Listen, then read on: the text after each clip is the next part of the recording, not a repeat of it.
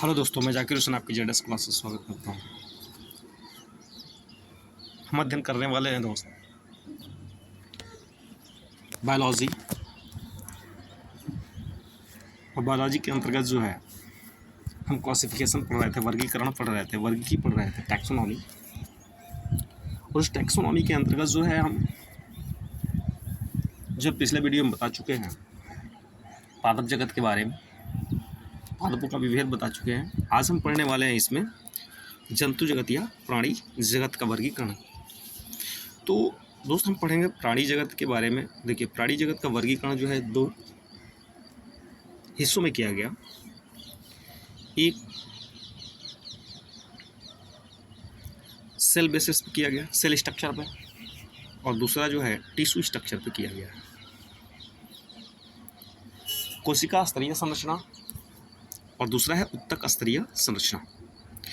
तो सेल के बेस पे जो क्लासिफिकेशन किया गया, उसका वर्गीकरण किया गया जंतु जगत के अंतर्गत, उसके अंतर्गत एक संघ आता है पोरीफेरा। एक संघ आता है, कौन सा? पोरीफेरा संघ। अब पोरीफेरा संघ जो है, इसकी जो स्ट्रक्चर होती है, इसकी जो बनावट होती है, जो इसकी विशेषता होती है, इसकी शरीर जो होती है स्पंजयुक्त होती है, मतलब छिद्रयुक्त पाया जाता है। दूसरी बात हम देखते हैं यहाँ पे कि उत्तक स्तरीय टिश्यू के बेस पे जो स्ट्रक्चर, टिश्यू बेस स्ट्रक्चर के आधार पे जो विभेदीकरण किया गया, ये इसको अलग किया गया, वर्गीकृत किया गया, वह देखिए यहाँ पे देह गुहा धारी के आधार पर किया गया है। पहला देह गुहा धारी। अब देह गुहा धारी की बात कर ले तो इसमें एक और चीज़ है कूट देह गुहाकारी, मतलब निमेटोडा, और एक है बाह्य त्वचा एवं जठर त्वचा के बीच देह गुहा का अभाव। इसमें आता है प्लेटीहेलिमंथेज और सिलेंट्रेटा। मतलब बाह्य त्वचा एवं जठर त्वचा, मतलब जो बाहरी त्वचा है, जो इंटरनल त्वचा है, तो उनके बीच देह गुहा का क्या होता है, शारीरिक जो स्ट्रक्चर होती है वो क्या होती है, बहुत ही कमजोर, बहुत ही वीकनेस होती है, ठीक है। जैसे प्लेटीहेलिमंथेज और सिलेंट्रेटा इसके अंतर्गत आते हैं।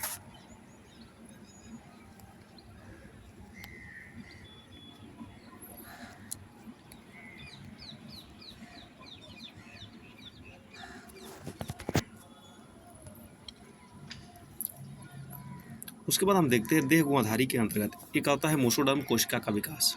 मोसोडर्म कोशिका का विकास। मोसोडर्म कोशिका के अंतर्गत आते हैं एनालिडा, मोलस्का और आर्थ्रोपोडा। एनालिडा संघ आता है, मोलस्का संघ आता है और आर्थ्रोपोडा संघ आता है।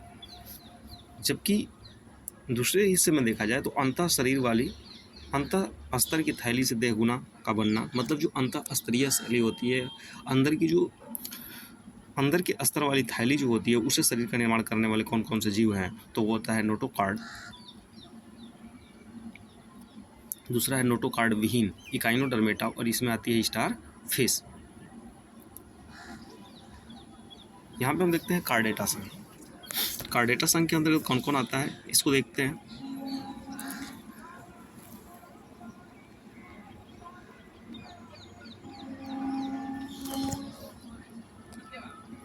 देखिए, कार्डेटा संघ के अंतर्गत लार्वा में ओसोसी नोटोकार्ड, एक है प्रोटोकार्डेटा, और एक होता है नोटोकार्ड की जगह, नोटोकार्ड की जगह क्या होना, मेरुदंड होना, ठीक है ना, रीढ़ की हड्डी का पाया जाना। तो रीढ़ की हड्डी किस में पाई जाती है, इसके अंतर्गत आता है साइक्लोस्टोमेटा, साइक्लोस्टोमेटा। दूसरा क्या है, स्तनपाई। जितने भी स्तनपाई वाले होते हैं वो नोटोकार्ड की जगह क्या होता है, मेरुदंड होता है। साथ ही साथ हम देखते हैं सरीसृप भी आएगा, किसके, नोटोकार्ड कशेरुकी प्राणी के अंतर्गत। पक्षी कशेरुकी प्राणी है। जितने भी जल स्थल चर हैं वो भी क्या है, कशेरुकी प्राणी और मत्स्य प्राणी। तो ये सब जो है किसके अंतर्गत आ रहा है, तो हमने देखा कि ये सब जो है कार्डेटा संघ के हैं। और कार्डेटा संघ को दो हिस्सों में बांटा गया, एक नोटोकार्ड लार्वा के ओसोसी नोटोकार्ड के रूप में, जिनके अंतर्गत रीढ़ की हड्डियां नहीं पाई जाती, सिर्फ मांसल हिस्सा होता है। और साथ ही साथ जो होता है नेटाकार्ड की जगह पर जिनमें मेरुदंड होता है वो कशेरुकी प्राणी होते हैं। और कशेरुकी प्राणी के अंतर्गत जो होता है साइक्लोस्टोमेटा, स्तनपाई, सरीसृप, पक्षी, मत्स्य और जल स्तर वाले जो जीव हैं वो सब पाए जाते हैं।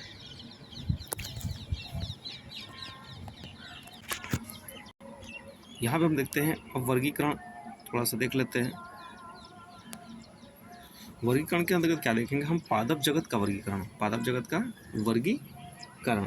हमने पादप जगत का पहले वीडियो में देखा, पादप जगत का वर्गीकरण जो है पादप जगत को, ठीक है, ब्रायोफाइटा, थैलोफाइटा, ठीक है, ब्रायोफाइटा, थैलोफाइटा, इन सभी हिस्सों में जो है बांटा गया। लेकिन यहाँ पे देखेंगे कि हम किस बेस पे देख रहे हैं, तो शरीर के विभेदन के आधार पे, शरीर के विभेदन के आधार पे देख रहे हैं। तो विभेदित पादप वाले शरीर, जिनका शरीर जो होती है विभेदित हो जाती है, कई हिस्सों में बढ़ जाता है, और बिना विभेदन वाले पादप शरीर, जिनका हिस्सा जो होता है कई हिस्सों में, टहनी, शाखाओं, पत्तियों में नहीं बढ़ता। तो यदि विभेदित पादप शरीर वाले के हिस्से की बात कर लें तो इनके हिस्से में आता है बिना संवहनी उत्तक के। बिना संवहनी उत्तक मतलब जिनके अंतर्गत जाइलम और फ्लोएम जैसी चीज़ों को ले जाने के लिए कोई संवहन टिश्यू जो होता है नहीं पाया जाता है। तो ऐसे में आता है कौन, ब्रायोफाइटा। क्या आता है, ब्रायोफाइटा आता है। उसी बात कर लेंगे हम विभेदित पादप शरीर, संवहनी उत्तक टिश्यू वाले, ठीक है ना, संवहनी टिश्यू वाले जो होते हैं कौन कौन से पौधे हैं। तो इसके अंतर्गत आता है एक बीज रहित और एक होता है बीज युक्त, बीज रहित और बीज युक्त। और जबकि बिना विभेदित शरीर वाले के अंतर्गत देखा जाए तो ये हमारे कौन कौन होते हैं, थैलोफाइटा है, शैवाल है, कवक है और बैक्टीरिया है। थैलोफाइटा के अंतर्गत कौन कौन से आते हैं, शैवाल, कवक और बैक्टीरिया।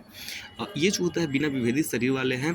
तो जो जंतुओं पादप जगत का जो वर्गीकरण किया गया वह दो बेस पे किया गया, एक बिना विभेदित शरीर वाले के और एक विभेदित शरीर वाले को। तो विभेदित शरीर के अंतर्गत जो होते हैं दो हिस्सों में बट गया, एक बिना संवहनी उत्तक वाले पौधे और एक संवहनी उत्तक वाले पौधे। तो संवहनी उत्तक वाले पौधे के अंतर्गत जो होता है दो प्रकार के पौधे आ गए, बीज रहित और बीज युक्त। बिना संवहनी उत्तक वाले के अंतर्गत ब्रायोफाइटा है, और संवहनी उत्तक वाले के अंतर्गत बीज रहित के अंतर्गत आता है टेरिडोफाइटा, और बीज युक्त के अंतर्गत जो होता है उसी प्रकार से बिना विभेदन वाले पादप शरीर को थैलोफाइटा, शैवाल, कवक और बैक्टीरिया आती है।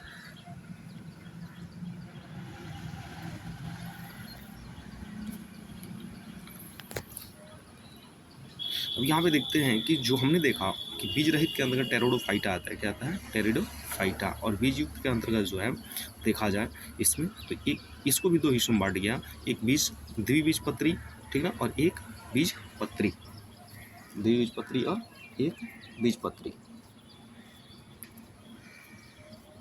अब देखिए जो द्विबीजपत्री होते हैं उनको पत्तियों के बेस पे कैसे पहचान सकते हैं। तो यदि हम बात कर लेंगे जैसे कि मान लीजिए ऐसे है, तो कुछ पत्तियां जो होती है ऐसे होती है और इनके समांतर सिराएं होती है। तो जो समांतर सिराएं होती है वो सदैव एक बीजपत्री होते हैं, ठीक है ना। जैसे मक्का हो गया आपका, ये क्या है, एक बीजपत्री है। साथ ही साथ द्विबीजपत्री के लिए क्या होता है कि जिन पत्तियों के अंतर्गत जो देखा जाए ये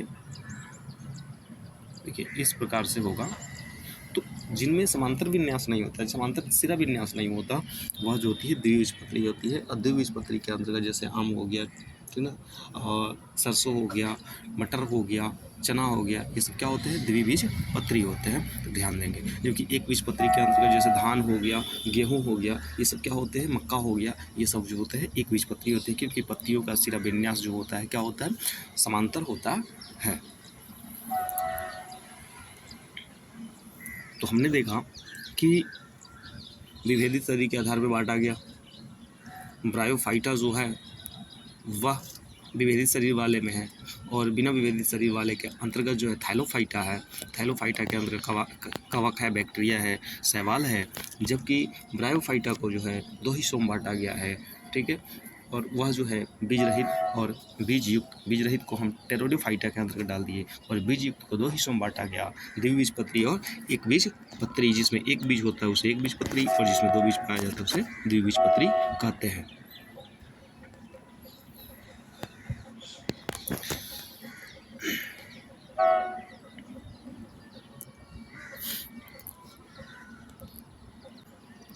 अब देखिए जंतु के प्रमुख संघ, फाइलम। जंतु जगत के प्रमुख संघ कौन कौन से हैं। तो यहाँ पे आता है, मैंने बताया पेरिफोरा, हमें पढ़ना पेरिफोरा या छिद्र धारक। तो इनकी विशेषता क्या है, देखिए असंख्य छिद्रयुक्त शरीर होता है, शरीर स्पंज हुआ होती है। अन्य नाम क्या है, तो इसका स्पंज है, ठीक है ना। और इसके अंतर्गत साइकन और स्पाइजिला आते हैं। तो साइकन और स्पाइजिला जो है किसके उदाहरण है, तो आप बता सकते हैं जो है स्पंज के या पोरीफेरा संघ के जीव हैं, ठीक। पोरीफेरा संकर क्या है? छिद्र है। पोरीफेरा संघ का अर्थ क्या होता है? पोरीफेरा, देखिए पोरीफेरा जो होता है ये बिल्कुल जो होता है मतलब स्पंज युक्त होता है, ये इसको दबा देने पे क्या होता है? पिचक जाता है, ठीक है ना। बात ही कर लेते हैं हम सिलेंट्रेटा संघ की। सिलेंट्रेटा क्या है? निडरिया संघ के अंतर्गत आता है।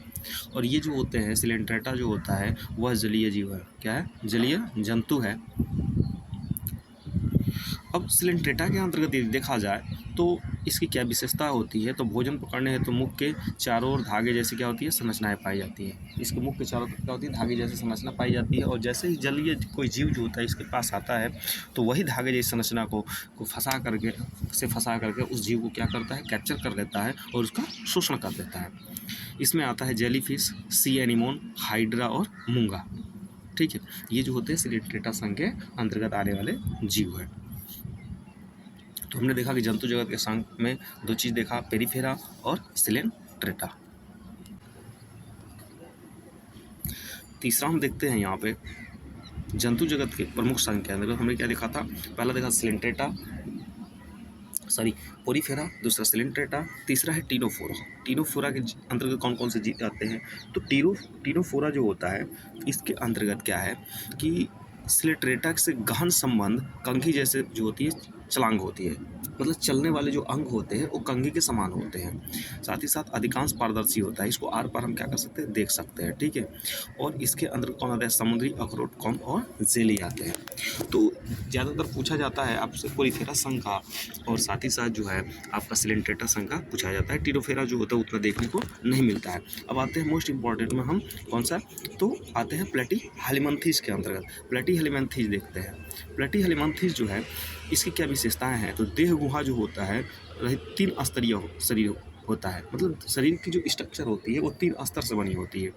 और इसका शरीर चपटा होता है, उभयलिंगी होता है, ठीक है। और अविकसित पाचन तंत्र होता है। इसमें जो पाचन तंत्र होती है, जो डाइजेशन सिस्टम होती है, ठीक है ना, डाइजेशन सिस्टम जो होती है वह क्या होती है? अनडेवलप होती है, अर्थात वह अविकसित होती है। और उत्सर्जन के लिए फ्लेम कोशिका होती है, ठीक ना। उत्सर्जन के लिए क्या पाई जाती है? फ्लेम कोशिकाएं पाई जाती है, जिसकी वजह से वो क्या करता है? उत्सर्जित कर देता है। मतलब वह पाचन पूरी तरीके से नहीं होता है और अर्धपचित भोज्य पदार्थों को वह शरीर से क्या करता है? उत्सर्जित कर देता है। और इसके उदाहरण जो है प्लेनेरिया और लीवर फ्लूक है। अब देखते हैं हम 5वां पॉइंट में एस्केली हेलिमंथीज। एस्केली हेलिमंथीज की क्या विशेषता होती है? तो ये जो होते हैं लंबे बेलनाकार अखंडित कृमि होते हैं। लंबे बेलनाकार अखंडित क्या होते हैं? कृमि होता है। और साथ ही साथ स्पष्ट आहार नाल पाया जाता है। एस्केली हेलिमंथीज की विशेषता क्या है? पहली देखिए कि इसमें स्पष्ट आहार नाल होता है, मतलब आहार नाल पूरी तरीके से जो होता है विकसित होता है। और नर छोटा, मादा बड़ी होती है। उत्सर्जन प्रोटोनोफाइडिया द्वारा होता है। और ये एक लैंगिक तथा आंतरिक निषेचन होता है। इंटरनल जो होती है, इंटरनल फर्टिलाइजेशन की प्रक्रिया होती है। इंटरनल निषेचन जो होता है, उदाहरण में हम कह सकते हैं गोल कृमि है, ठीक है, वोचेरिया, फाइलेरिया या कृमि की जो आते हैं, ठीक ना, थ्रेड वर्म वोचेरिया जो आती है, जो फाइलेरिया के लिए वाहक होती है। तो यह जो होती है किसके अंतर्गत है? एस्केली हेलिमंथीज। अब छठा पॉइंट हम देखते हैं, तो छठा पॉइंट है हमारा एनेलिडा संघ, ठीक है। एनेलिडा संघ के अंतर्गत देखा जाए तो यदि लंबा, द्विपार्श्विक, सममित व कई खंडों में बटा शरीर होता है। सममित कहने का मतलब क्या है कि यदि इसके शरीर को काट दिया जाए तो 2 हिस्सों में क्या होगा? पूरी तरीके से बट जाएगा, बराबर हिस्सों में। उत्सर्जक हेतु वृक्क होते हैं, मतलब एक्सरेशन के लिए क्या हो जाता है? इसके अंदर जो होती है वृक्क पाई जाती है, किडनी पाई जाती है। और काइटिन से बनी सीटी द्वारा प्रचलन, सामान्यतः त्वचा द्वारा श्वसन होता है। जो इसमें ब्रीदिंग सिस्टम है, श्वसन की प्रक्रिया जो है वह किसके होती है? त्वचा के द्वारा होती है, स्किन के माध्यम से होती है। और यह जो होते हैं एक लिंगी होते हैं और उभयलिंगी भी होते हैं। बात कर लें केचुआ, जोक और नेरिस की। तो केचुआ जोक जो होते हैं वह किसके अंतर्गत आता है? तो द्विलिंगी के अंतर्गत आता है। और ये जो होते हैं किस संघ के अंतर्गत आते हैं? तो एनेलिडा के अंतर्गत आता है। तो क्वेश्चन जो पूछा जाने वाला है वह एनेलिडा संघ के क्या है? तो उदाहरण ही पूछे जाएंगे। और साथ ही साथ एक क्वेश्चन जो है यहाँ से पूछा जा सकता है कि वह एक लिंगी होता है या उभयलिंगी होता है।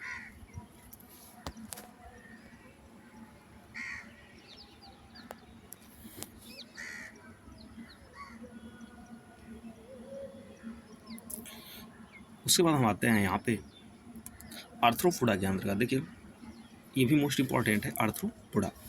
आर्थ्रोपोडा की बात कर लेंगे तो जंतु जगत का सबसे बड़ा संघ, जब देखिए पहला ही क्वेश्चन बन गया कि जंतु जगत का सबसे बड़ा संघ क्या है या कौन है, तो जंतु जगत का सबसे बड़ा संघ जो है, जंतु जगत का सबसे बड़ा संघ जो है वह क्या है, हमारा आर्थ्रोपोडा। और इस सबसे बड़ी विशेषता क्या है आर्थ्रोपोडा के अंतर्गत, कि इसकी विशेषता ये है कि 3 भागों में शरीर विभक्त होता है। शरीर जो होता है 3 हिस्सों में बटा होता है, सिर, वक्ष और उदर, ठीक है ना, ये 3 हिस्सों में बटा होता है और यही इसकी विशेषता जो होती है सबसे बड़ा संघ को निर्धारित करती है।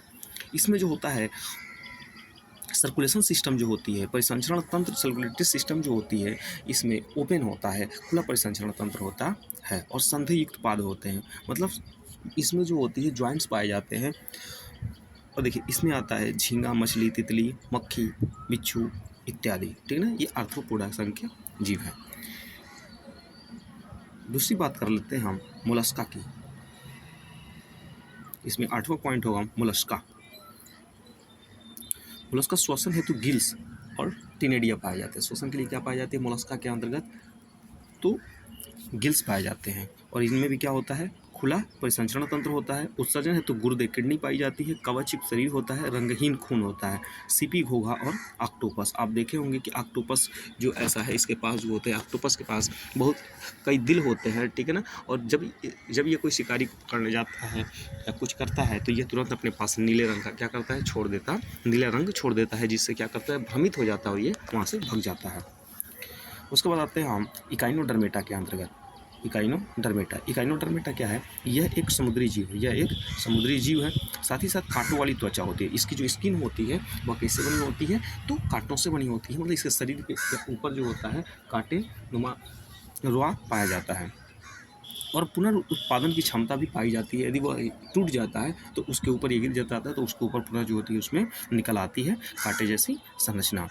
दूसरा जो है इसमें कौन कौन आता है, तो स्टारफिश, हेलीफिश और ब्रिटिश स्टार। अब 10वां पॉइंट देखते हैं कार्डेटासन। कार्डेटासन के अंदर में कौन कौन आता है, तो देखिए नोटोकार्ड एवं क्लोव छिद्र उपस्थित होते हैं। उदाहरण में सभी कशेरुकी जंतु जो होते हैं वह कार्डेटासन के अंतर्गत आते हैं।